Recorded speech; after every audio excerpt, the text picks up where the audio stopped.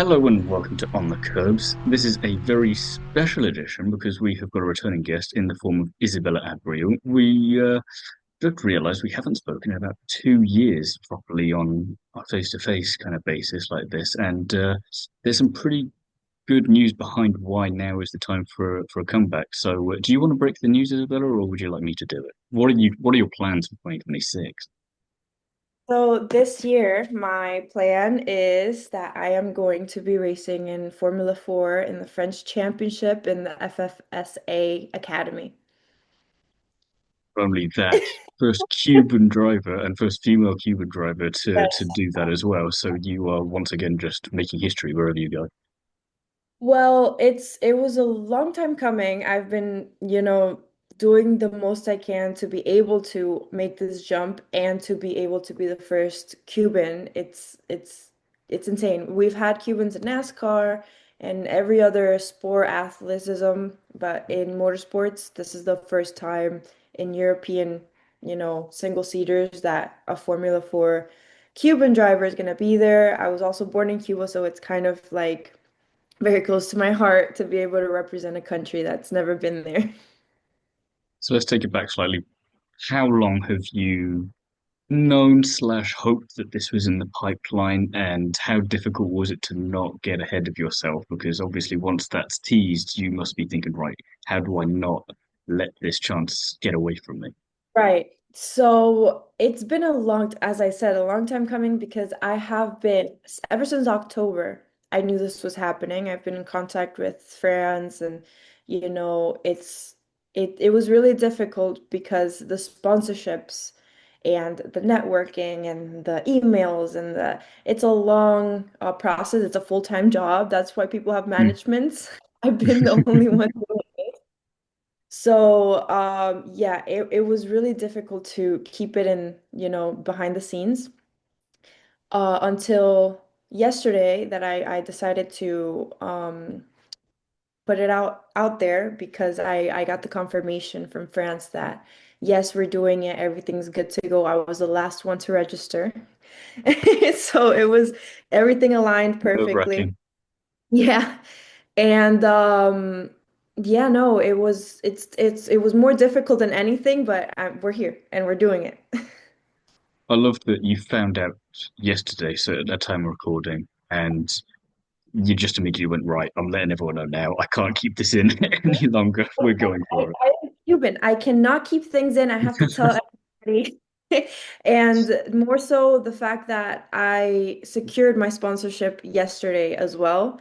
It was everything aligned at the same time. So it's like passive life, passive consultants were very, very good with securing everything and being in contact with France. And so everything aligned. And yeah, I kind of made the debut sort of to put it out there and also to kind of attract a little bit more support because as you know, it's just me. I it. don't have a family of motorsports. I don't have anything. I just have me and, the support system that I have behind me. And it's really beautiful to have my country behind me and a lot of people like you who, just support me from afar and just hope for the best. So, Well, it's the kind of story we love in motorsport. It's the underdog, the trailblazer, especially from a country that doesn't have, a lot of people coming into motorsport from it. We mentioned either before recording or just now that, you see people in NASCAR occasionally from Cuba and a little bit here, a little bit there. But in terms of what you're doing, this is a whole other level it's being taken to now. And you'd love to see it because you think, well, if you're one of these drivers in one of these other countries where motorsport isn't as big and you're struggling to figure out how to do it, it can be done. You can get a little bit further along the line, and and you that's just want to yeah. keep pushing that as far as you can go, and you're proof of it. Exactly. And it took a long time, a lot of work, a lot of track time, um, do's and don'ts, a lot of mistakes. But I trained a lot and I was able to secure this just because, the goal is F1 Academy, to be able to reach there.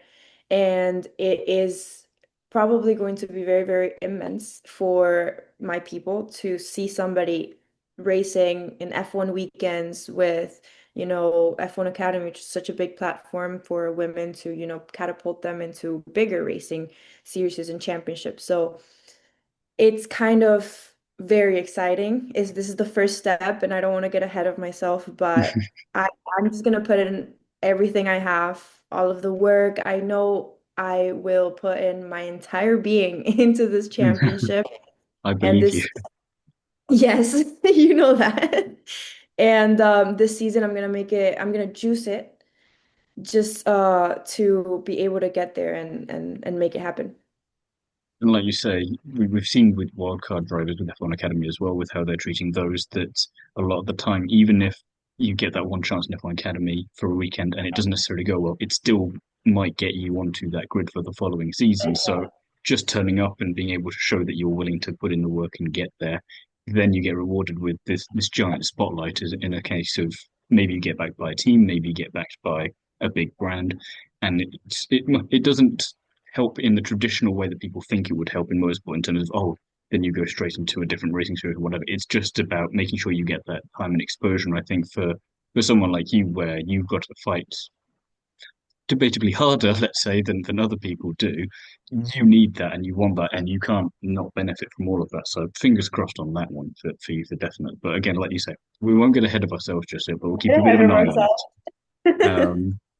We were talking a little bit before we hit record as well about the calendar, because obviously France is where most of it takes place, being French F4, it makes sense.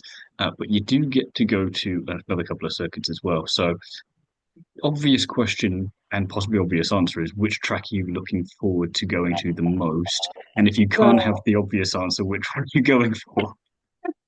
so Magnet Course was one that I was like, oh my gosh, this is really interesting. And I watched a bunch of videos. I already researched and did everything that I could to get ahead of, the my competition. But Spa is one that I have always dreamed of, just because it's an F1 track and it's just such an amazing track that I'm just, twitching just of the thought of being there. It's like meeting a famous person.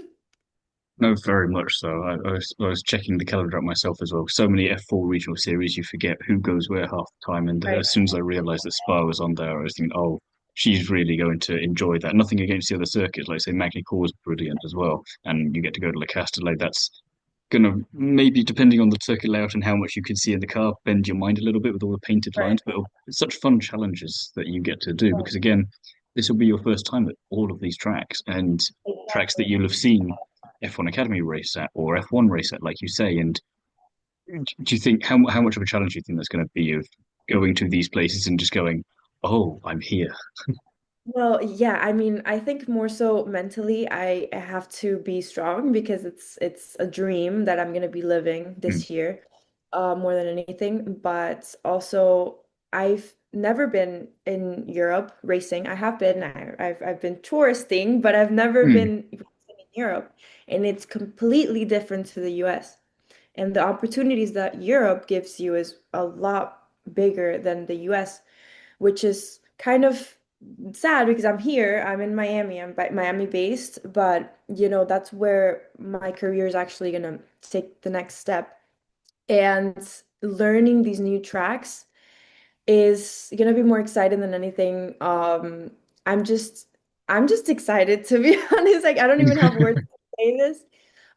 Because the tracks that I know are my local tracks mm. and I can only, learn the tracks from a simulator, like Spa, for example. I've only done that in the simulator, and it's like actually being there and doing track walks. I'm just gonna be like looking all over, super excited. I'm from a small town from Cuba. We didn't even have internet until 2016, so it's kind of, you know, That's it's that's a good 10-year throwback you've done right there. If you think about right. how that's all coming, that's a good one of the trend that you've got. I'm curious then as well. You're saying about how it's going to be a dream year for you. Do you have any expectations for yourself, or do you just want to go into it we weren't necessarily expecting this to happen in the first place, so we'll just take it one thing at a time and just try and maximize each weekend? Or are you going to be like, if I don't win the championship, I'm going to be unhappy? So I am a little bit of both. But at the same time, I am the type of person to take it weekend by weekend, especially because this is the first time I'm going to be racing a formal FIA championship. And I'm just gonna take it as I go and learn as much as I can from every experience. I know the French F4 Championship, they have an academy. It's an FFSA Academy, and they It'll teach get you easier to everything. say. Right, and I have to say it in French soon. So um they have an academy which they teach you everything to prepare you for the next step in your career. So I am looking forward to just learning from them as much as I can and putting it on track. I know I can do it. I know my capabilities, I know my work ethic. But I just, I'm gonna take it weekend by weekend and I'm not gonna expect to win the championship, but if I do, it's gonna be awesome. And so you're not going to complain if that happens. That'd be silly. Yeah, no, not at all. I'm curious as well. Has the thought crossed your mind? We're saying about F1 Academy and obviously not wanting to get ahead of ourselves, but you see this quite often with drivers in F4 categories, especially kind of coming from all over the place. And you see that if you, for example, you're going to be in the French F4, but then you see that they get opportunities to take part in a round of a different F4 regional championship. Has that crossed your mind at all of going, oh, there's potential as well for a sneaky extra race somewhere here or there? Or are you, again, just trying to temper expectations slightly? I Or is think that I've kind of that part of thought your about brain it. going, I me too? haven't even thought. As of right now, I've literally been taking it day by day. It's been Hmm. less than 24 hours since, I'm this, meaning asking the question. I realize now you've had less right? than 24 hours to figure it out. I haven't even, digested everything yet. And you were the first person I wrote because I take you a little bit everywhere I go. I always remember, you were the first to interview me and kind of see potential in me. So I appreciate that. And yeah, no, I have no clue if in the future I can make a sneaky appearance in Italian F4, for example. But That you was the first know, one that came to mind for me as well. they have a really challenging competition. They do. But I think that if what I'm hoping for most is to do the Emirates. Hmm.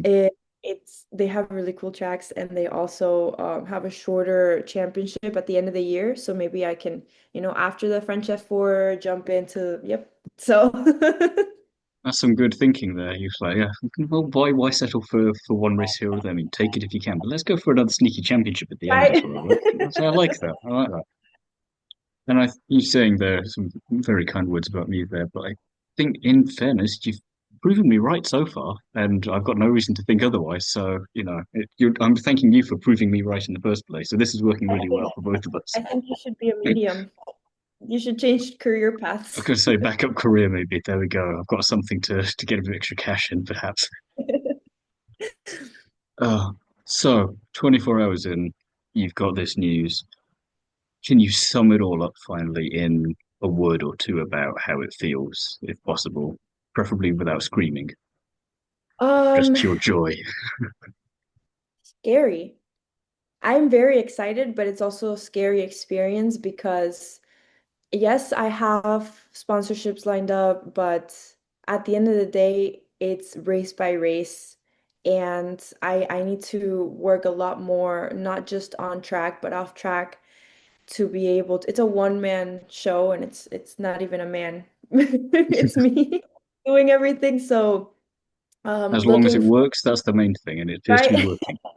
working. Just finding the support, the right partnerships and, that align with the trajectory I am, carving for myself.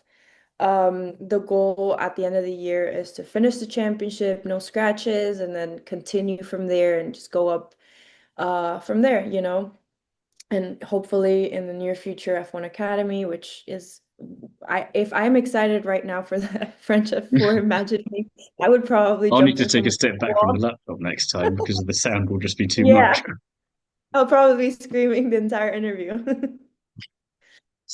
Well, congratulations. I can't think of anyone more deserving of this, and going to be incredibly exciting to see how you get on with it this year. And when you teased it yesterday, I didn't know where we were going with the direction, but Europe, French F4, first female Cuban to do that, first Cuban to do that as well, not just first female Cuban.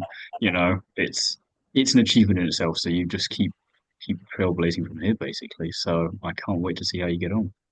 Thank you. Thank you so much.